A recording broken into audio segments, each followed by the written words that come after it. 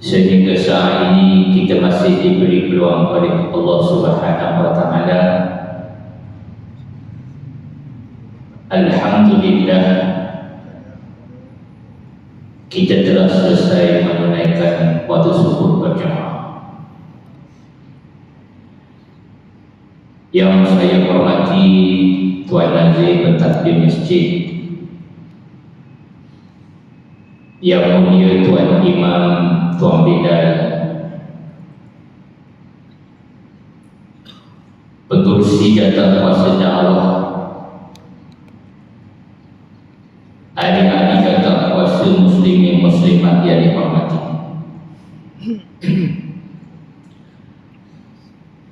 Pada setiap 27 Rejab, umat Islam akan memperingati satu peristiwa penting yang berlaku kepada manusia yang paling mulia di sisi Allah Ta'ala, Nabi Muhammad sallallahu alaihi wasallam, yang kita menyebutnya peristiwa Isra dan Mi'raj. Walaupun para sahabat radhiyallahu anhum berkhilaf di dalam menentukan tarikh berlakunya Isra dan Mi'raj ini, tetapi peristiwa ini benar-benar berlaku kerana tersabit dengan nas Al-Quran dan hadis lagi mutawatir.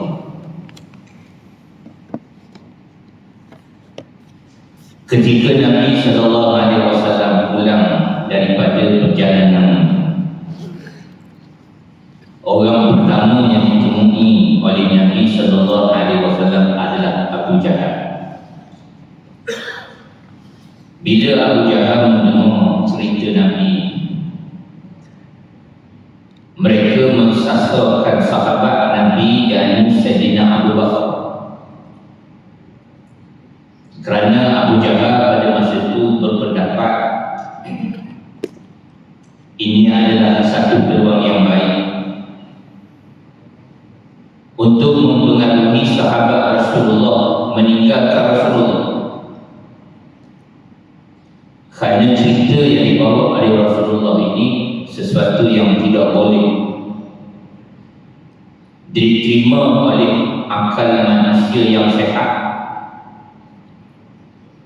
kerana peristiwa Isra dan Mi'raj ini termasuk dalam perkara-perkara yang baik. Bila Abu Jahal jumpa Sayyidina Abu Bakar, dia tanya, wahai Abu Bakar,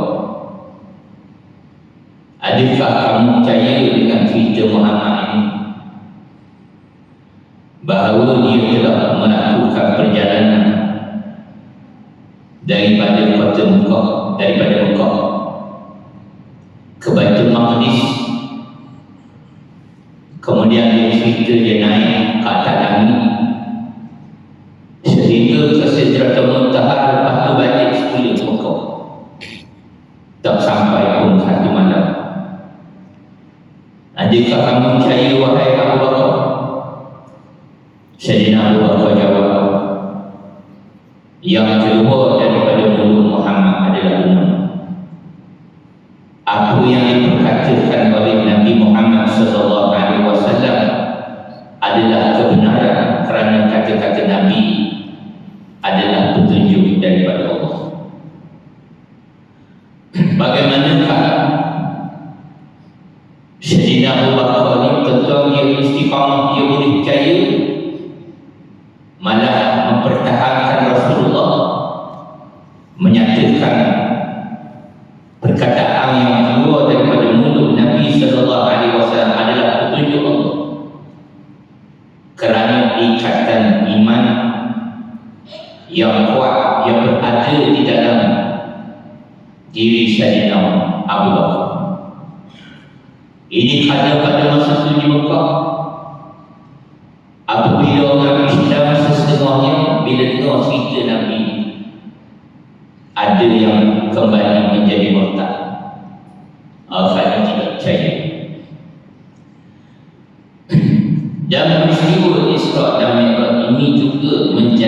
ujian kepada Nabi sallallahu alaihi wasallam. Allah Subhanahu wa taala berfirman, A'udzu billahi minasyaitonir rajim. Wa ma ja'alna ru'yallati araynaka illa fitnatan linnas. Dan tidaklah kami menjadikan perkara-perkara yang engkau lihat pada malam itu, yakni Isra dan Mi'raj, melainkan menjadi ujian kepada manusia. Bagaimana pada masa itu boleh ada orang seperti Sayyidina Abu Bakar yang percaya tanpa ragu, dan ada orang Islam yang meraguinya sehingga mereka menjadi murtad. Allah Subhanahu wa taala memberitahu di dalam Al-Quran tentang orang yang Allah sebut di sini, orang yang cerdas, orang yang pintar, orang yang Allah sebut sebagai ulul albab, orang yang boleh trace tanda-tanda dan juga hikmah daripada ayat-ayat Allah. Inna fi khalqis samawati wal ardh wa ikhtilafil laili wan nahar la ayatin li ulil albab. Sesungguhnya di dalam penciptaan langit dan bumi dan silih bergantinya malam dan siang, la ayat, ada tanda-tanda kebesaran Allah. Tanda-tanda kebesaran Allah bagi siapa? Allah sebut li ulil albab, yakni bagi orang-orang yang cerdas, orang yang pintar. Kerana tidak semua manusia boleh menangkap hikmah di sebalik penciptaan dan juga ayat-ayat Allah. Hanya ulul albab sahaja yang boleh. Dan Sayyidina Abu Bakar adalah salah seorang daripada ulul albab. Ulul albab, apa maksud ulul albab? Adakah ulul albab ini mesti ada PhD? Dia sudah mencapai tingkat kerjaya yang terbaik dalam hidup ini? Bukan. Allah sebut ulul albab ini alladzina ya'kuruna Allah qiyaman. Ulul albab adalah orang-orang yang sentiasa mengingati Allah di saat mereka berdiri, wa qu'udan, dalam posisi duduk, wa 'ala junubihim, dan dalam posisi berbaring. Mereka juga mengingati Tuhan, wa yatafakkaruna fi khalqis samawati wal ardh, dan mereka sentiasa merenung ciptaan-ciptaan Allah, dan mereka selalu membasahi pipi mereka, membasahi lidah mereka dengan kalimat Rabbana ma khalaqta hadza batila, engkau tidaklah menciptakan semua ini secara sia-sia, subhana wa qina azabannar, dan jauhkanlah kami daripada azab-Mu ya Allah, daripada api neraka. Inilah orang yang boleh trace, dia boleh faham daripada ayat-ayat Allah dengan mudah. Sebab itu Sayyidina Abu Bakar ni tanpa ragu. Siapa yang kata? Muhammad yang kata. Betul itu. Muhammad kata kerana Nabi Muhammad sallallahu alaihi wasallam berkata adalah datangnya daripada petunjuk Allah Subhanahu wa taala, bukan macam manusia biasa seperti kita yang kebanyakannya yang datang daripada lidah kita ni, daripada hawa nafsu kita. Jadi tuan-tuan muslimin muslimat, mari kita tengok ayat yang pertama surah Al-Isra. A'udzu billahi minasyaitonir rajim. Bismillahirrahmanirrahim. Subhanalladzi asra bi 'abdihi lailan minal masjidil haram ilal masjidil aqsa alladzi barakna hawlahu linuriyahu min ayatina innahu huwas samiul basir. Maha suci Allah yang telah memperjalankan hamba-Nya di malam hari daripada Masjidil Haram ke Masjidil Aqsa yang kami berkati di sekelilingnya, supaya kami memperlihatkan kepada Muhammad tanda-tanda kekuasaan kami. Sesungguhnya Allah Subhanahu wa Ta'ala itu Maha mendengar lagi Maha melihat. Kalau kita tengok ayat yang kata orang yang disebut Allah tadi ulul albab, dia boleh tulis lagi. Allah menggunakan kalimah subhana. Subhana ini adalah penyucian kepada Allah daripada segala sifat kekurangan dan sifat perbandingan dengan kuasa manusia. Karena Allah kata Subhanalladzi asra bi 'abdihi, Maha suci Allah yang memperjalankan hamba-Nya. Allah lah yang jalankan Nabi Muhammad, bukan Nabi Muhammad jalan sendiri. Kalau Nabi Muhammad jalan sendiri, munasabah daripada Mekah nak pergi ke Baitul Maqdis zaman dulu, tuan-tuan, kenderaan yang paling efektif, yang paling ekonomi adalah unta.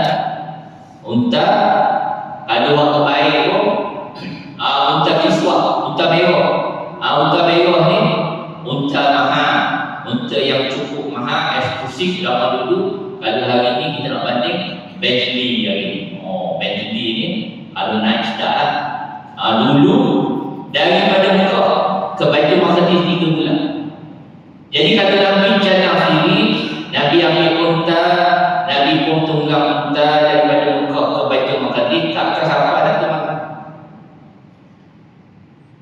Tapi Allah kata Allah lah yang memperjalankan Nabi. Jadi Nabi bukan jalan sendiri, Nabi berjalan menggunakan fasiliti Allah. Allah beri fasiliti kepada Nabi sallallahu alaihi wasallam. Sebab itu kita tak boleh banding. Kalau dalam fasiliti Allah tak boleh soal, tak boleh banding. Kerana apa? Kerana kalimah subhana itu adalah penyucian kepada sifat Allah daripada segala sifat kekurangan dan sifat perbandingan dengan kuasa manusia.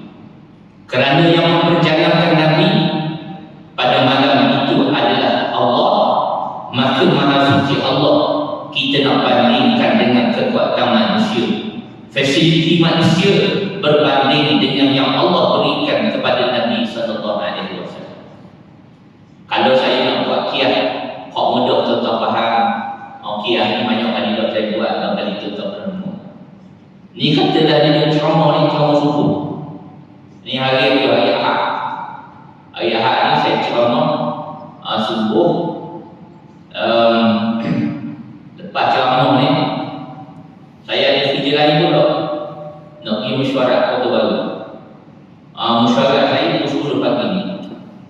Jadi saya khabar pada admin, saya kata lepas ceramah ni tak dah minum air, nak ngopi tak dah. Sebab habis ceramah saya nak ambil Grab, nak pergi airport. Lepas tu dalam masjid kita ni ada 2 ekor semut bersaudara. Dia ada kawan baik orang dalam masjid kita ni. Salah seorang ni dia dengar saya ceramah ni. Pak Ustaz ni biasanya baju ni 3-4 hari waktu je. Cara mudah ambil minyak atar, cengeng-cengeng pakai. Tak tukar tak apa dah. Jadi bila pakai baju minyak atar ni, minyak atar ni dia kuat bau. Jadi semut ni dia pun meraya. Dia kata Ustaz pakai minyak atar je, minyak betul. Wangi dia kata. Dia pun mari. Dia meraya atas tangan saya. Kemudian dia pun masuk dalam poket saya. Dia kata nyaman. Dia kata dia pun tidur dalam poket saya. Semut ni dia tidur. Tertidur dia. Habis ceramah, habis saya ceramah, gaya saya ni saya nak pergi ke airport. Ambillah Grab sampai ke airport. Masuk kapal terbang, duduk, tidur. 1 jam saya sampai ke Baru. Flight pukul 9, pukul 10 sampai. Ambil Grab, pergi Kota Baru, pergi hotel Perdana Kota Baru. Mesyuarat pukul 10. Jadi ada masa 1 jam mentara tunggu. Kena bawa kopi Cino ni sekarang. Kopi Cino ni pun buat baru. Semua tadi dia baru cappuccino saya itu terkejut dia. Oh, dia kata ustaz makan cappuccino, minum cappuccino. Dia bangun tadi dia tengok. Dia kata batu-batu. Ini hotel dana ni. Tak apa dia usah suara dulu. Dia tidur balik. Dia pun tidur dalam hotel dia. 10.30 saya bersuara, 11 habis. Flight saya pukul 12. Ambil kereta dari Kota Baru, zoom sampai ke airport KLIA. Pukul 12 sampai. Tiba-tiba admin Masjid Bukit Indah telefon, ustaz dari mana? Dia kata airport baru sampai, baru keluar lubang apa tu bang? Ustaz pergi dah datang nak mengatakan ceramah budak pukul 2 kat Masjid Bukit Indah. Penceramah tak lagi, tak boleh mari. Boleh ustaz kata? Kata boleh, pukul 2 saya beri. Daripada airport saya terus mari Masjid Bukit Indah. Lepas solat zuhur, terus saya duduk kat ceramah ni. Pukul 2. Semua tadi tiba-tiba dia terkejut. Bila dah kena mikrofon dia terkejut. Dia bangun, dia kata siapa dah ngomong kita? Siapa dah? Dia buat balik, dia keluar, dia mengajar. Dia pun jumpa kawan dia. Dia kata wahai sahabat, aku hari ni aku pergi Kota Baru Kelantan. 1 hari tak apa. Bila dia cerita kat kawan dia ni, kawan dia ni macam layang tak layang, sebab tak percaya. Kata mana sahabat macam mana mau boleh pergi ke Kota Baru 1 hari. Kalau ikut keupayaan saya semua daripada Masjid Bukit Indah nak pergi ke Tur Gombok tu setahun belum tentu sampai. Kalau dia jalan kaki ni. Sahabat dia ni dia ingat semua ni menggunakan fasiliti dia. Tetapi semua ni sebenarnya menggunakan fasiliti manusia. Iaitu pak saya lah yang memperjalankan semua tadi pergi ke Kota Baru. Itu kiah yang mudah tuan-tuan yang berlaku kepada Nabi ni. Allah lah yang memperjalankan Nabi itu, bukan Nabi jalan sendiri. Sebab tu perkataan subhana ini kalau kita ikut ilmu nama bahasa Arab, ilmu nama bahasa Arab akan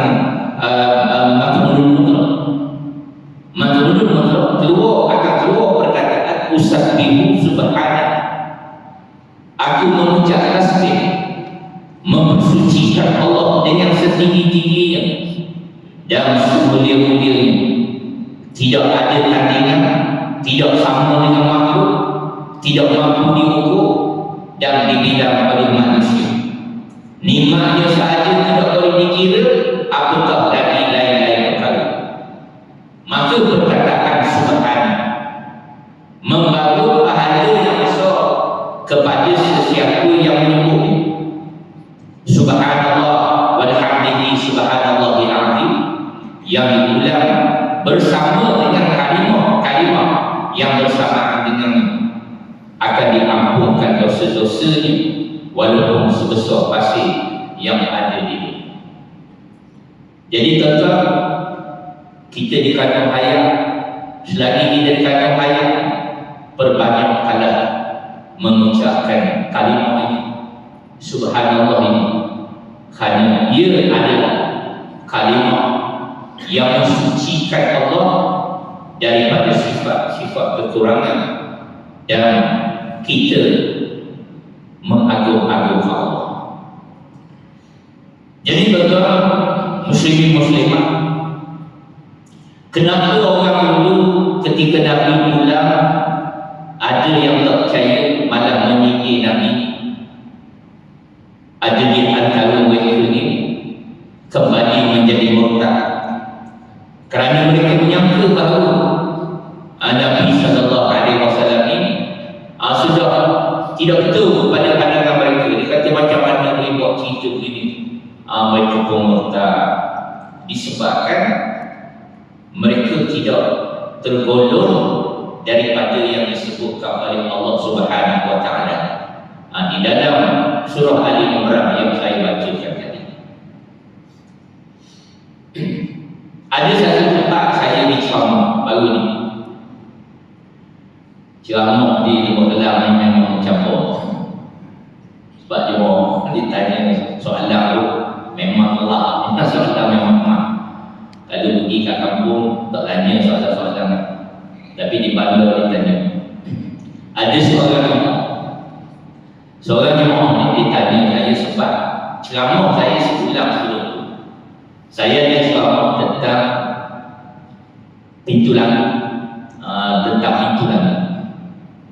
Jadi orang tanya pintu langit yang pertama ni kat mana?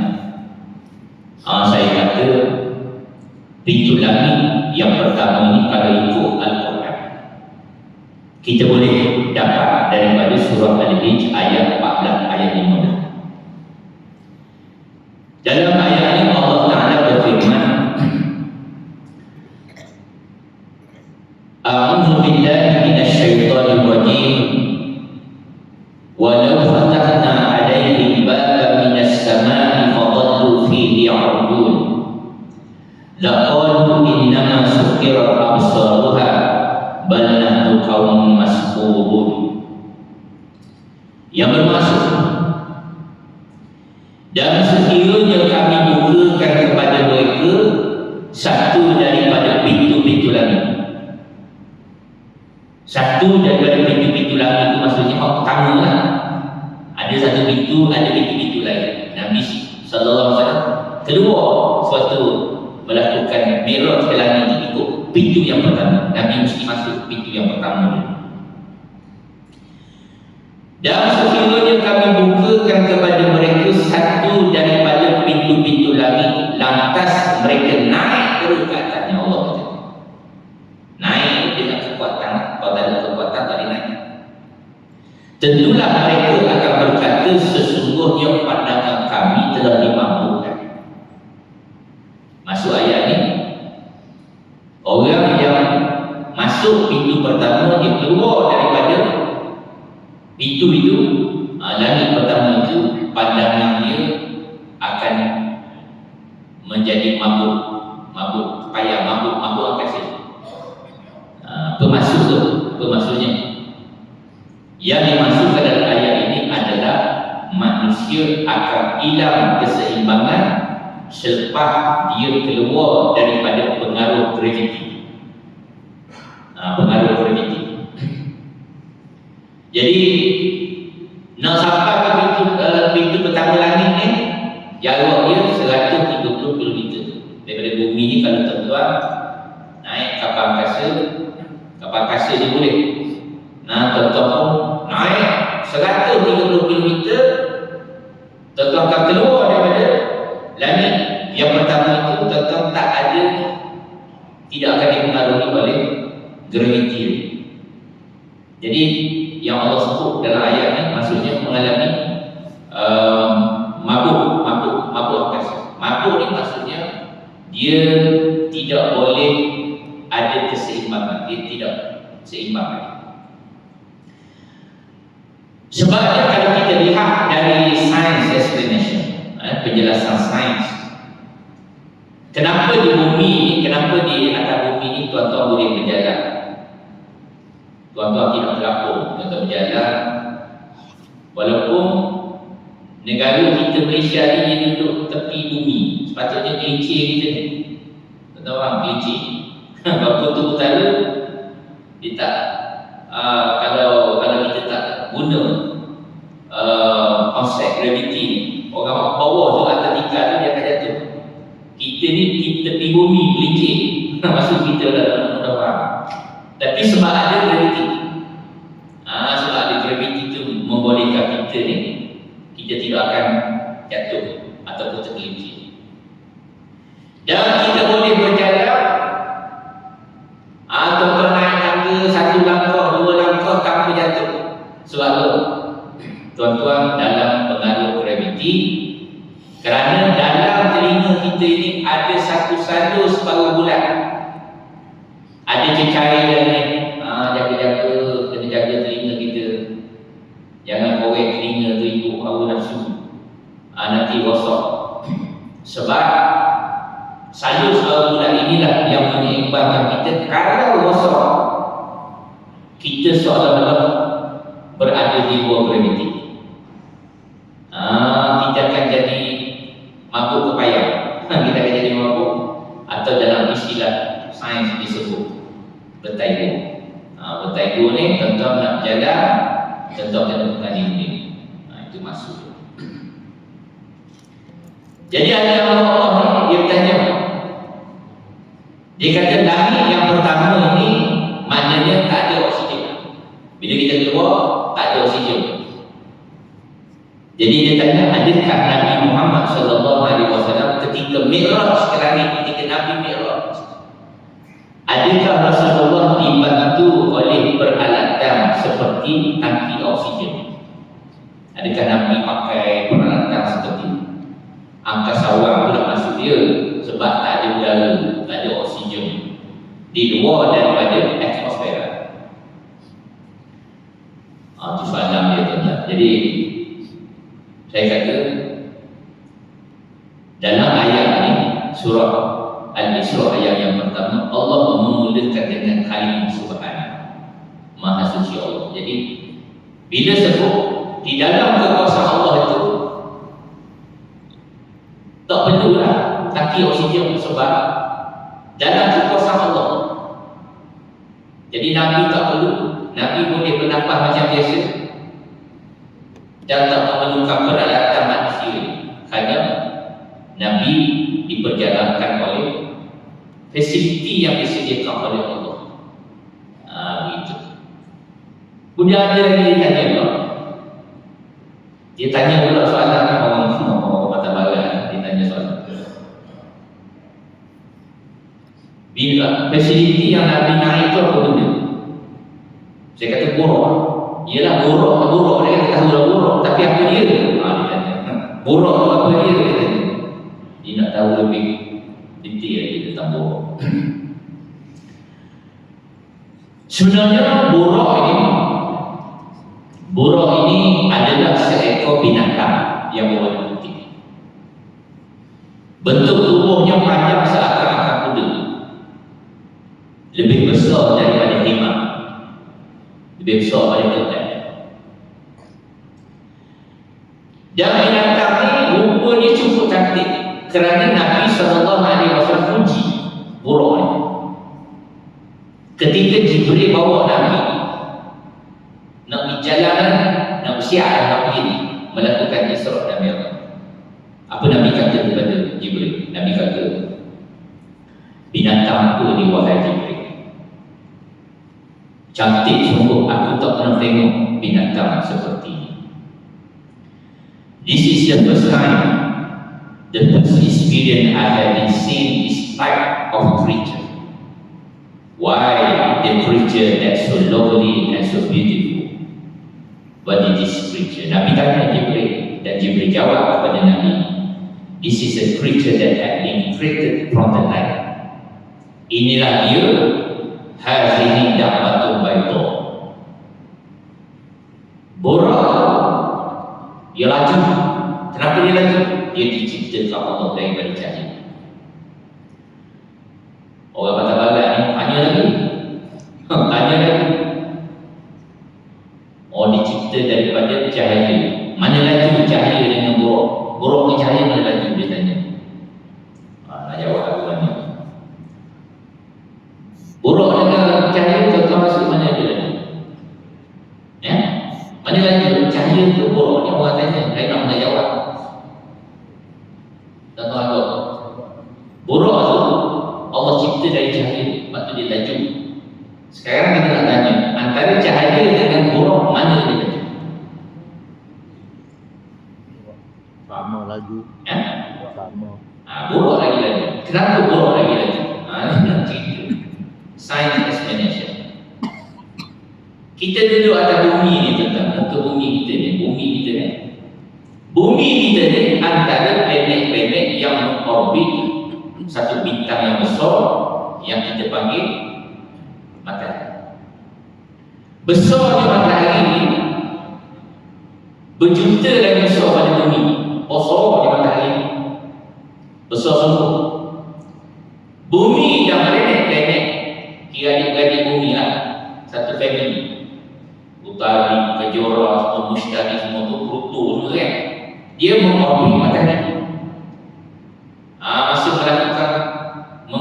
itulah yang selalu berlaku fenomena gerhana. Fenomena gerhana ini berlaku apabila planet-planet ini, antara planet bulan dan juga matahari ini, planet bumi ini, bulan dan matahari ini berada sejajar pada darjah 180 dalam masa hidup beredar. Kita namakan dia apa? Sistem suria. Kita namakan sistem suria kita, sistem suria, sistem matahari kita. Tapi bukan kita saja yang ada, bukan sistem suria kita saja yang ada, tetapi ada sistem suria yang lain. Ada matahari yang lebih besar daripada matahari kita, jutaan kali lebih besar daripada matahari kita. Banyak lagi sistem-sistem suria yang lain ini, dan sistem suria ini berhimpun, dia berhimpun dalam satu gugusan, satu gugusan yang Allah sebut dalam Quran. Allah sebut dalam Quran, gugusan-gugusan bintang yang Allah sebut. A'udzu billahi minasyaitonir rajim. Tabarakal ja'ala fis-sama'i burujan wa ja'ala fiha sirajan wa qamaran munira. Maha suci Allah yang menjadikan di langit gugusan-gugusan bintang, dan dia menjadikan juga pada matahari dan bulan yang bercahaya. Jadi gugusan bintang Allah kata lama 1400 tahun dulu dalam Quran. Gugusan-gugusan bintang ini dinamakan, bila dia berkumpul dalam satu keluarga, dipanggil galaksi. Galaksi kita ni namanya Bima Sakti ataupun Mercury.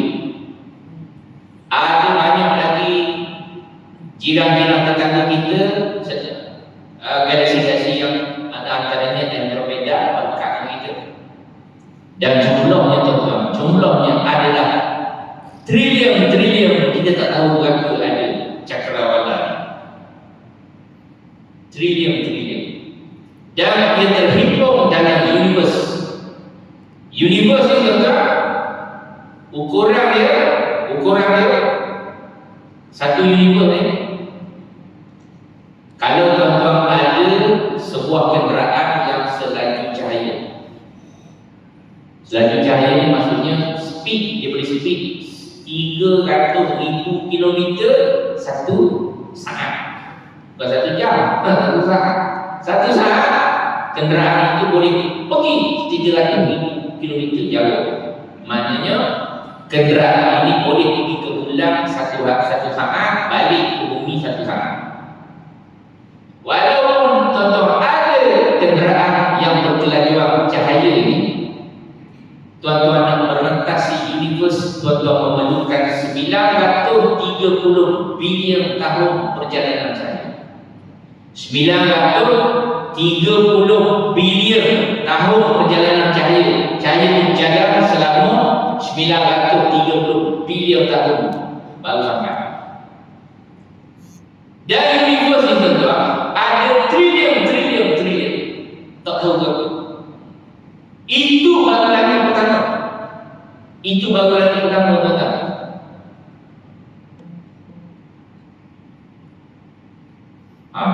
Cuba bayangkan luasnya alam. Itu baru dunia, belum akhirat. Yang langit matahari, langit akhirat. Itu alam akhirat.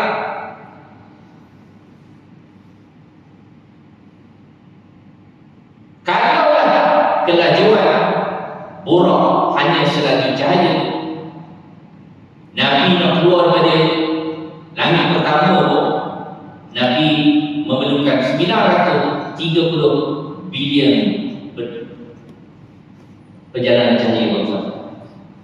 Tapi Nabi pergi sampai ke Sidratul Muntaha, dan di situ tak sampai ke mana. Tuan-tuan boleh bayangkan kelajuan.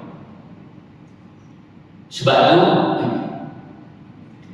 apabila Nabi sebut, wajib percaya.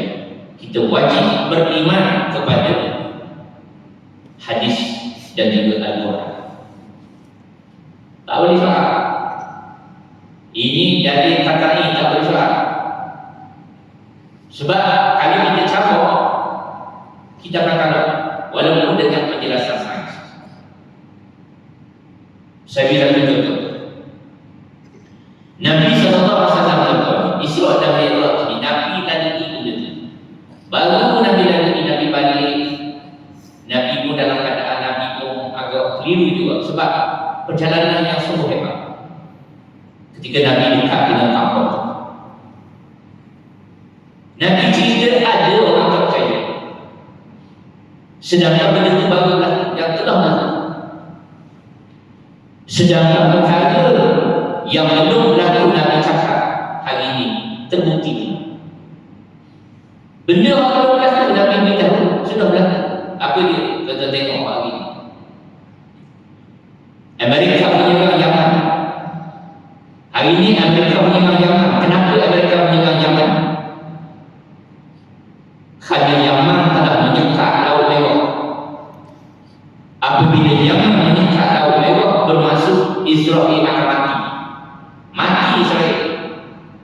Sebab Laut Merah ini adalah laluan antarabangsa yang menghubungkan perdagangan barat dengan timur. Kapal-kapal dagang dalam dunia tentu mesti kena lalui Laut Merah. Tak ada laluan lain, tak ada alternatif.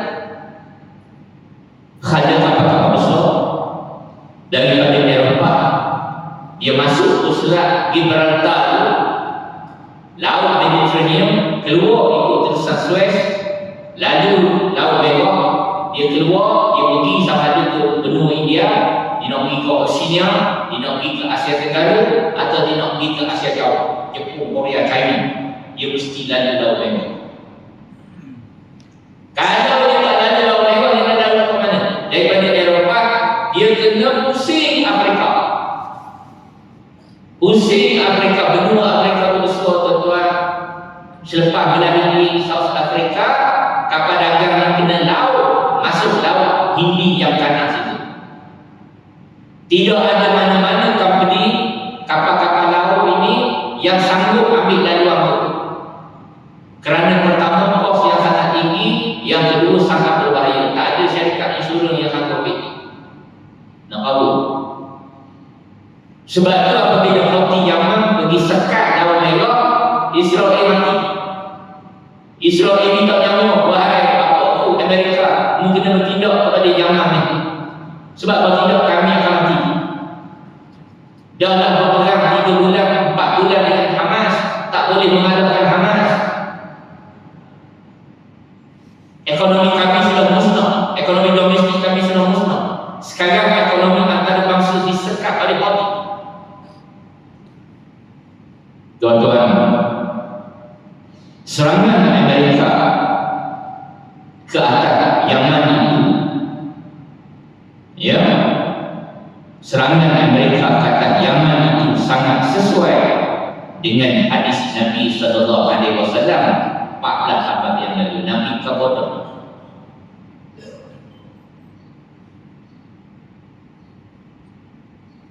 kerana di dalam hadis ini disebut dorongan kita arah mana Nabi.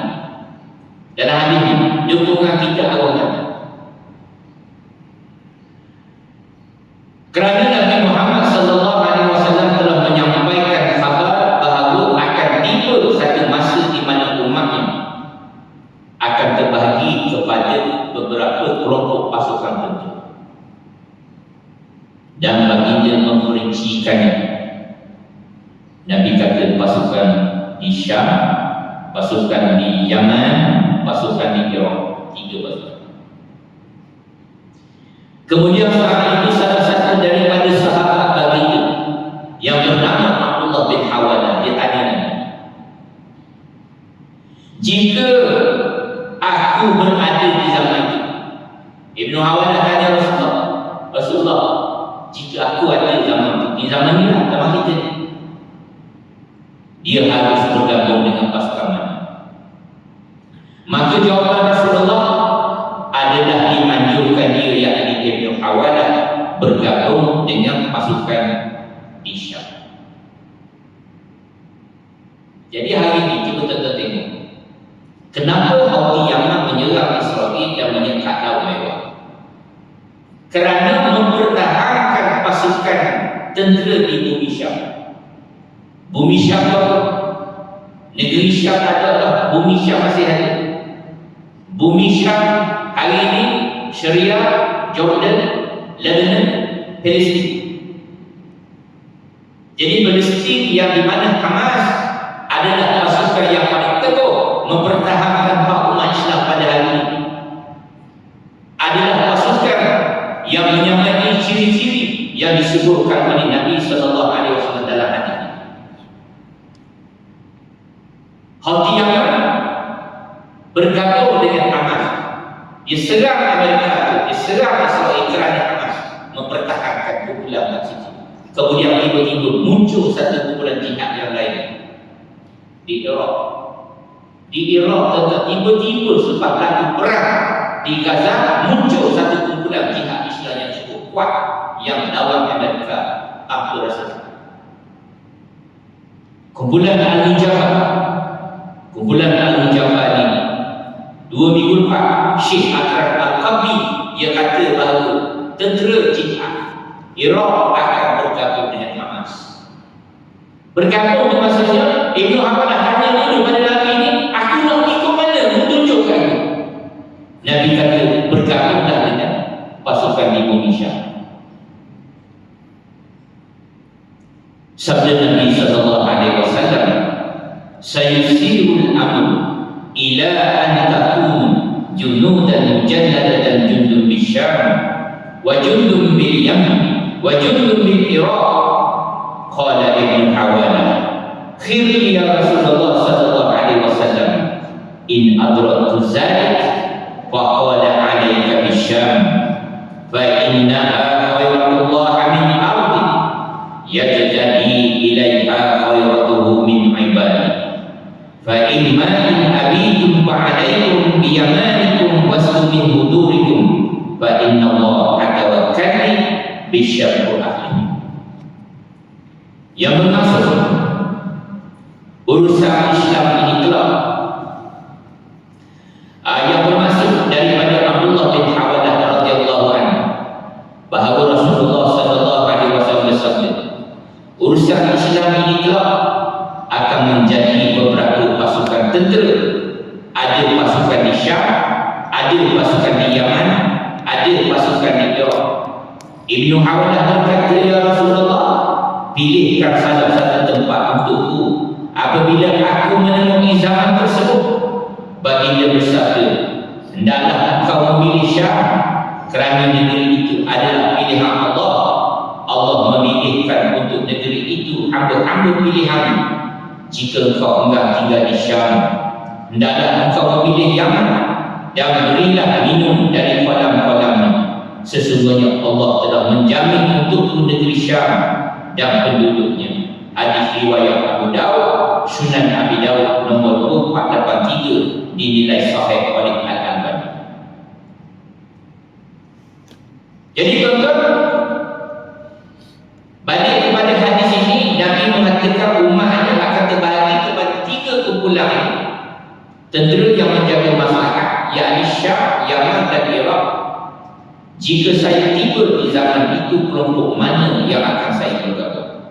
Rasulullah dengan tegas menyebut bergabunglah dengan kelompok Syam. Kenapa Syam? Kenapa Syam? Yang kita masuk hari ini Palestin, Gaza. Kenapa Gaza? Kenapa Palestin? Sebab Syam adalah negeri yang Allah pilih, dirancang untuk dihuni oleh hamba-hamba yang terpilih. Sebab tu hari ini tuan-tuan, Israel buat pertama kali kalah dalam perang. Israel dah keluar semua dah. Hamas dah hantar polis-polis dia. Polis yang akan menjaga keamanan di tempat-tempat yang ditinggalkan oleh tentera Israel ini.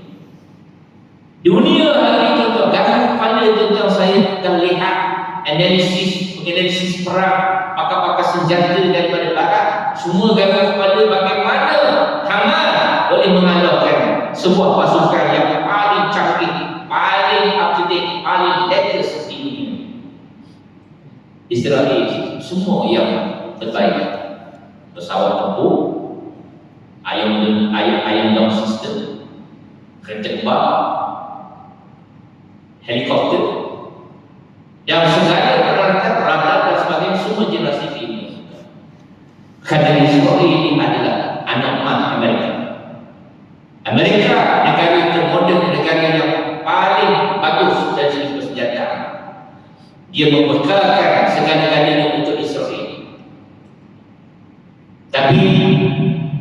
Mesti ingat bahawa dalam hadis ini 14 abad dulu Nabi sudah beritahu Allah akan memilihkan hamba-hambanya di bumi Syam.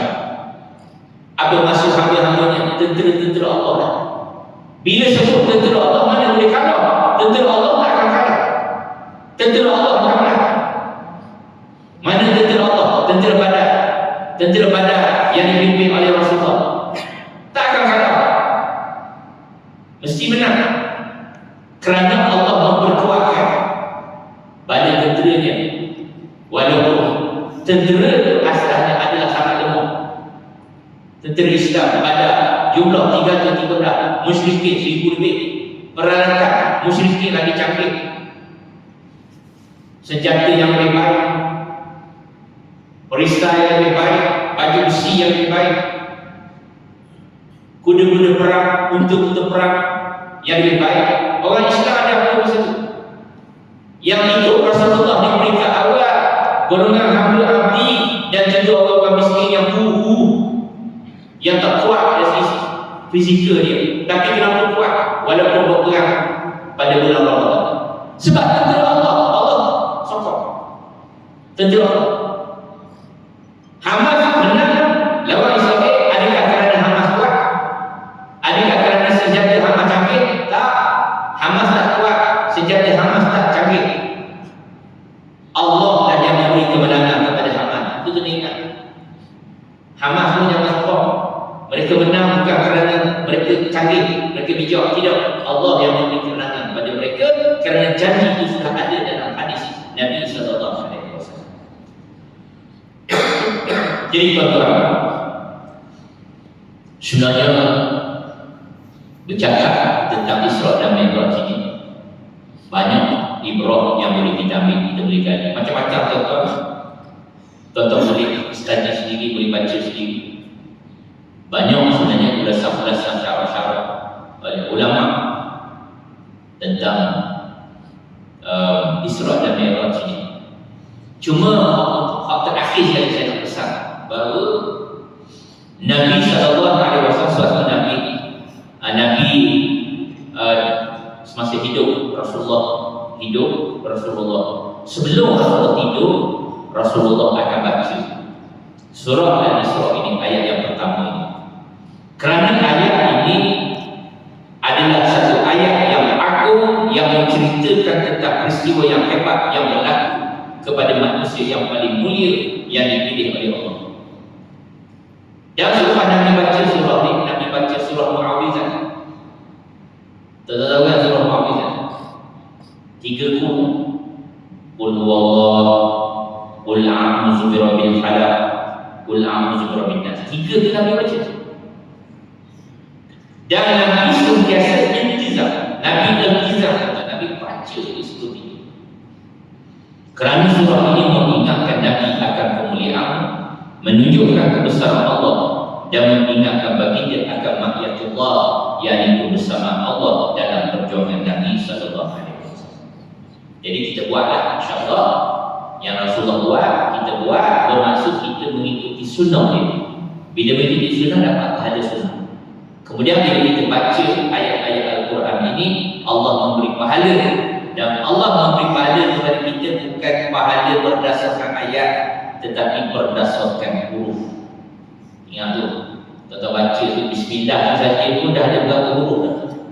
Itu adalah bilangan pahala yang Allah beri kepada kita. Cukup sekadar tu. Segala yang baik datang daripada Allah Subhanahu Wa Taala, yang buruk itu datang daripada kelemahan diri saya sendiri.